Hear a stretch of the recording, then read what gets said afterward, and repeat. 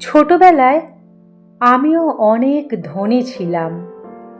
বৃষ্টি হলে জমে থাকা জলে আমারও ৩-৪টে নৌকা জাহাজ ভেসে বেড়াতো। কাগজের হলে কি হবে, আকাশে আমারও বিমান উড়ে যেত।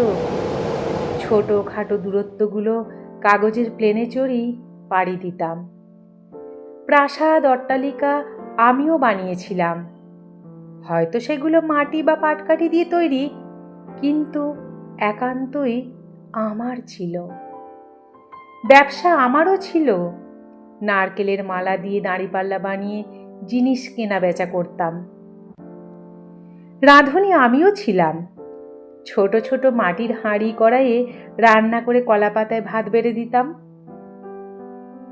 তখন আমিও বিজ্ঞানী ছিলাম, ফেলে দেওয়া পুরনো সিরিঞ্জে জল ভরে বিভিন্ন গাছের শাখা প্রশাখায় ইঞ্জেকশন দিয়ে পরীক্ষা নিরীক্ষা করতাম।